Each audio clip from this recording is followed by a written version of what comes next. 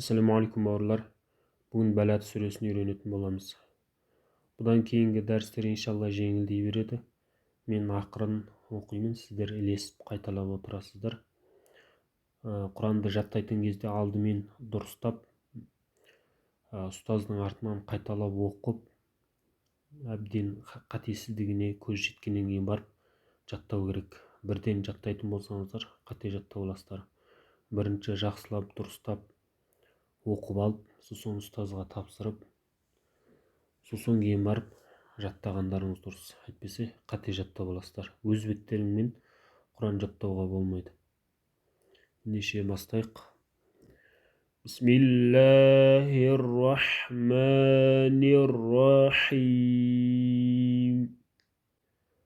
لا أقسم بهذا البلد وأنت حل بهذا البلد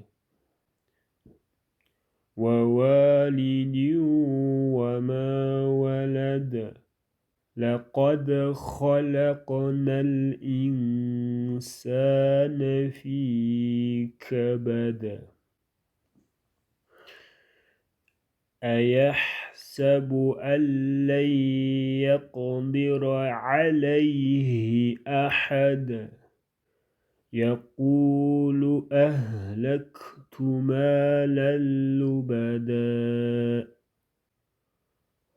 أيحسب أن لم يره أحد ألم نجعل له عينين ولسانا وشفتين وهديناه النجدين فلاقتحم العقبة وما أدراك ما العقبة فك رقبة أو إطعام في يوم ذي مسغبة يتيما ذا مقربة أو مسكينا ذا متربة ثم كان من الذين آمنوا وتواصوا بالصبر وتواصوا بالمرحمة أولئك